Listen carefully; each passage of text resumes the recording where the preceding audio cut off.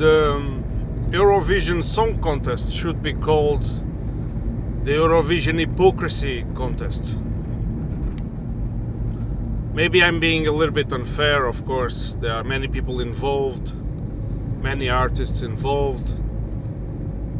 I mean, they're completely out of the critique that I'm about to give,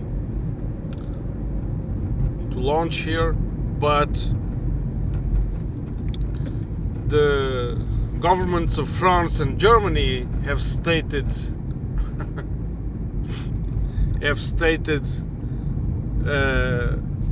that it's unacceptable for pressure to be put on the organization of the festival to boycott Israel. Unacceptable.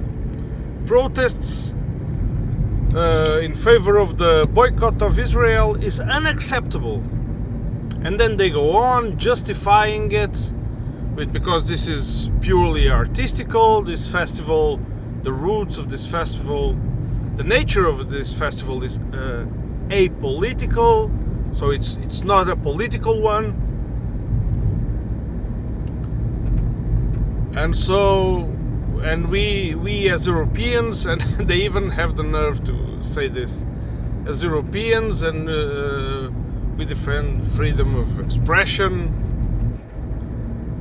all that good music that we are used to,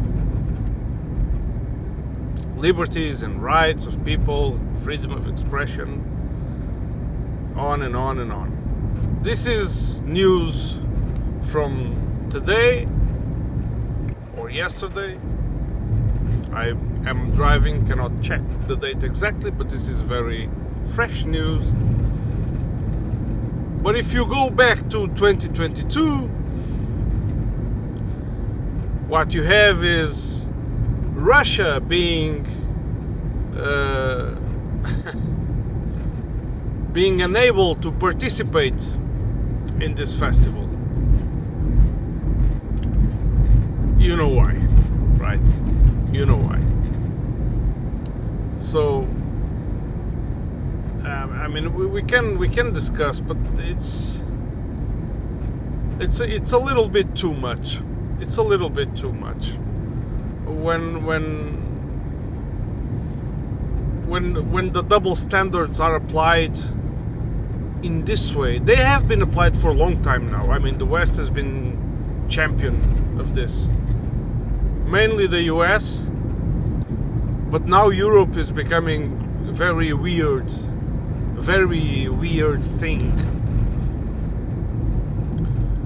All the censorship going on, all the banning of, all the demonizing of Russia, the stealing of the assets, the censorship of artists, because Russia is waging a brutal war of aggression and Israel is not, apparently, by the standards of these people. It's hard to see the images of everyday life in Gaza. I mean, it's really hard to see. I don't share those graphic images on my social media, but today I did share a short video on Facebook on the podcast profile, because it was just too much, just wandering children on the streets, clearly in trouble, clearly in big difficulties, but it's very small children, and the young still very small, carrying the younger, and everything in rubble, and everything is there to see. I mean, there is no doubt, right? There is no doubt. And so, yeah, this is the level of politics and morality we have now. It's absolutely corrupt. We have the lowest quality leaders. You know, we have this. You have this statement from Annalena Baerbock saying that it's okay for Ukrainians to die with us supplying them the weapons. But this kind of violence, it wouldn't be okay for Europeans to do it because it's not within our principles. But it's okay to hand the weapons to Ukraine for them to die and to kill, of course. It's very strange. Very strange times we are living in. Annalena Baerbock, it's another of those great examples of mediocre leaders, a sellout, no character whatsoever, just a doll put in there to obey orders and to be the salesman of the company. Just like Ursula von der Leyen, just like John Mitchell, just like Macron, Borrell. I mean, you can name. And they claim they uphold the values of democracy and freedom. I don't know. I do exercise politics within my area of residence. I am elected in the local council, and I've been elected there for 14 years. So when I go there, I go defend what I believe in. And I cannot imagine doing what they are doing. Of course, they are big league politics. It's a completely different scenario. I don't know what is involved. But even if one might think that, but they get huge benefits, huge sums of money, or huge whatever, prestige and big status. It's even more disgusting if you throw me that argument. It's even more. You're telling me that they get overwhelmed with the glamour of being part of a high society group, and so they do whatever.